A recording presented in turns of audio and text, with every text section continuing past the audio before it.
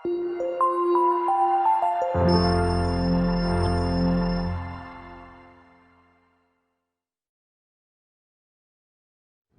वालेकुम my YouTube family. अगर आप फ्रीलांस कंटेंट राइटर हैं तो ये वीडियो आपके लिए बहुत इंपॉर्टेंट है, क्योंकि आज की इस वीडियो में मैं आपके साथ कुछ पॉइंट्स शेयर करने वाली हूँ। इनको माइंड में रखते हुए आप फ्रीलांस कंटेंट राइटिंग से ज़्यादा पैसे कमा सकते हैं। तो चलिए स्टार्ट करते हैं। अगर आपको एज फ्रीलांस कंटेंट राइटर अपनी जर्नी को स्टार्ट करना है तो आपको पेशेंस से काम लेना होगा। दूसरे बिजनेसेस की तरह आपको कुछ टाइम लगेगा अपने आप को डेवलप करने में और अच्छे कनेक्शंस बनाने में। फाइनली आप एज कंटेंट राइटर एक अच्छी अमाउंट कमा सकते हैं। बट बिलीव मी, अगर आप एक दफ़ा सेट हो जाते हैं और फ्लो में आ जाते हैं तो एज कंटेंट राइटर आप बहुत ज़्यादा पैसे कमा सकते हैं। जिस तरह किसी भी काम को स्टार्ट करने के लिए गोल सेट करना ज़रूरी होता है, इसी तरह एज कंटेंट राइटर आपको अपनी जर्नी स्टार्ट करने के लिए गोल सेट करना पड़ता है। नॉर्मली कुछ स्टूडेंट्स, कुछ फ़न मेकिंग लोग आते हैं, कंटेंट राइटिंग में काम करना स्टार्ट करते हैं, थोड़ा सा काम करते हैं और छोड़ देते हैं। कुछ लोग इसको एज़ पार्ट टाइम जॉब ले रहे होते हैं, कुछ लोग इसको एज़ पैसिव इनकम लेना चाह रहे होते हैं। लेकिन अगर आप इसको एज़ फुल टाइम जॉब लेना चाहते हैं तो आपको इसके लिए गोल बनाना पड़ेगा। आप अगर पैशनेट हैं तो आप किसी भी काम को अच्छे से कर सकते हैं। इसी तरह कंटेंट राइटिंग की जर्नी में गोल आपको एक ट्रैक पे रखता है। गोल मेकिंग फ्रीलांस कंटेंट राइटिंग की फील्ड में एक बेस्ट अप्रोच है अपने आप को इम्प्रूव करने की।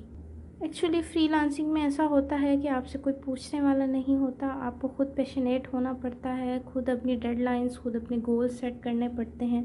और अगर आप कंसिस्टेंट हैं और आप अपनी बात को, जो आपने क्लाइंट के साथ डील की है, उसको आप फुलफ़िल कर सकते हैं, आप विद इन डेडलाइन अगर आप अपना काम डिलीवर कर सकते हैं तो आप कंटेंट राइटिंग की फ़ील्ड में कामयाब हो सकते हैं। इसीलिए आपको चाहिए कि आप अपना एक गोल सेट करें कि आपने कितना काम करना है, एक वीक में कितना काम करना है, एक मंथ में कितना काम करना है, कितने पीसेस ऑफ आर्ट लिखने हैं, कितने वर्ड्स आपको लिखने हैं। अगर आप कंसिस्टेंसी से काम कर सकते हैं तो कंटेंट राइटिंग की फ़ील्ड में वन डे आप ज़रूर कामयाब हो सकते हैं।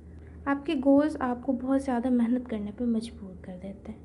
नहीं, आपको कंटेंट मिल्स से अवॉइड करना चाहिए। अगर आप अवॉइड कर सकते हैं तो आपको कंटेंट मिल्स को अवॉइड करना चाहिए।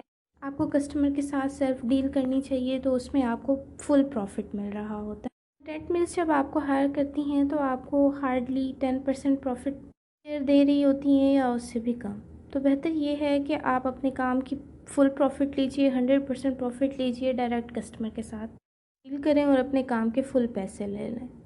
कुछ फ्रीलांसर्स कंटेंट मिल्स के साथ अपना पोर्टफोलियो बनाने के लिए या किसी भी मजबूरी के तहत कंटेंट मिल्स के साथ इंगेज हो जाते हैं, तो वो लोग बहुत ज़्यादा मेहनत करके बहुत कम पैसे कमा रहे होते हैं। तो कोशिश कीजिए उन कंटेंट मिल्स से बचिए जितना आप बच सकते हैं। इससे बेहतर है कि आप अपनी वेबसाइट बनाएं या ब्लॉग बनाएं, उस ब्लॉग पे आप काम करें। आइए, आप उसका टाइम तो लेगी, आपकी एनर्जी आपका टाइम लेगी, लेकिन इन द लॉन्ग टर्म ये आपको पे करेगा। अगर आप किसी के लिए काम कर रहे हैं तो आपको आपको आपकी कंटेंट राइटिंग की पेमेंट मिलेगी, और अगर आप अपना ब्लॉग बनाते हैं तो वेबसाइट बनाते हैं तो आप किस तरह से पैसे कमा सकते हैं ये आपको मैं नेक्स्ट वीडियो में बताऊंगी। जब आप कंटेंट राइटिंग स्टार्ट करते हैं तो हो सकता है कि आप बहुत लो फ़ी चार्ज कर रहे हों, लेकिन जैसे ही आप अपना पोर्टफोलियो बना लेते हैं, आपको लगता है कि आपकी स्किल्स डेवलप हो गई हैं, तो आपको चाहिए कि आप अपने चार्जेस को रिव्यू करें और उनको टाइम टू टाइम इंक्रीज़ करते जाएं। इसके लिए आप अपने दोस्तों से पूछें जो सेम काम कर रहे हों। आप फ्रीलांस मार्केट प्लेसेस को सर्च करें, वहाँ पे देखें कि कौन कितना चार्ज कर रहा है या कौन कितना पे कर रहा है। इस तरह से आपको आइडिया होगा कि आपके काम पे आपको कितना चार्ज करना चाहिए। सोच के अपने चार्जेस को लो रख रहे हैं कि कस्टमर आपकी लो चार्जेस को देख के आपको काम दे देगा, तो ये नॉर्मली बैड अप्रोच होती है। कस्टमर सोच सकता है कि आपको काम नहीं आता है या फिर आप खुद पे कॉन्फिडेंट नहीं हैं। तो अपने चार्जेस को नॉर्मल रखिए, हाई नहीं बट नॉर्मल रखिए, कम्पिटिटिव रखिए। इसके अलावा एज कंटेंट राइटर आपको अपने एरिया तक, अपने कंट्री तक रिस्ट्रिक्ट नहीं होना चाहिए। आप कॉन्ट्रैक्ट्स जो हैं उनको ग्लोबली ग्रो कीजिए। आपको चाहिए कि किसी भी सिर्फ ये सोच के कि वो आपको पे कैसे करेंगे या इस तरह की चीज़ें, तो आपको ये नहीं सोचना चाहिए, बल्कि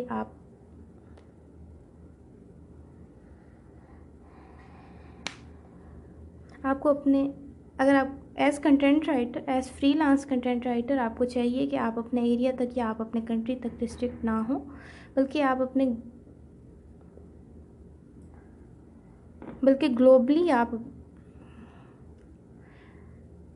बल्कि आप अपना क्लाइंटेज ग्लोबल कीजिए, ग्लोबल कॉन्टैक्ट्स बनाइए, वहाँ से काम लीजिए। आपको डिफरेंट करेंसीज़ में पेमेंट मिल सकती है। अगर आप ये सोचते हैं कि किस तरह से आप उनको चार्ज करेंगे या बैंक ट्रांसफ़र का इशू है, तो उसके लिए एक बहुत अच्छी अप्रोच होती है। तो उसके लिए एक बहुत अच्छी अप्रोच होती है कि आप एक smart multi currency account like TransferWise borderless account बना सकते हैं। तो इस अकाउंट को यूज़ करते हुए आप क्लाइंट की करेंसी, उसकी होम करेंसी, इस अकाउंट को यूज़ करते हुए आप उसकी होम करेंसी में उसको इन्वॉइस कर सकते हैं और वो आपको आसानी से पे कर सकते हैं। इसके लिए ज़रूरी नहीं है कि उनके पास भी सेम अकाउंट हो। इसके ऊपर नेक्स्ट वीडियो में मैं आपको डिटेल से बताऊंगी कि ट्रांसफ़र वाइज बॉर्डरलेस अकाउंट क्या होता है और आप उसको यूज़ कैसे कर सकते हैं। तो ये कोई परेशानी नहीं है कि आप किसी और कंट्री के कस्टमर से पेमेंट कैसे लेंगे। कॉन्फिडेंट होकर किसी भी इंटरनेशनल क्लाइंट से डील करें। इस तरह के मल्टी करेंसी अकाउंट यूज़ करके आप आराम से अपनी पेमेंट मंगवा सकते हैं और आपकी पेमेंट आपको आपकी करेंसी में मिलेगी। तो आपको कोई एक्सचेंज की ज़रूरत नहीं है।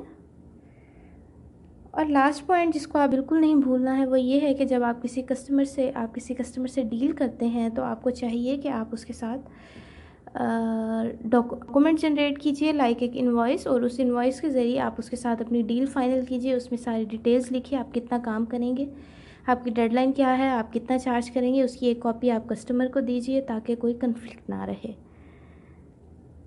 तो आप इस इनवॉइस के लिए एक टेम्पलेट बना के अपने पास रख सकते हैं। तो नेक्स्ट वीडियो में मैं आपके साथ कुछ टेम्पलेट शेयर करूँगी कि आप इनवॉइस का एक फॉर्मेट आप अपने पास रखें और हर डील के लिए आप उसको। तो ये थी आज की वीडियो। अगर आपको मेरी वीडियो अच्छी लगी तो प्लीज़ लाइक करें, सब्सक्राइब करें और दोस्तों के साथ शेयर ज़रूर करें।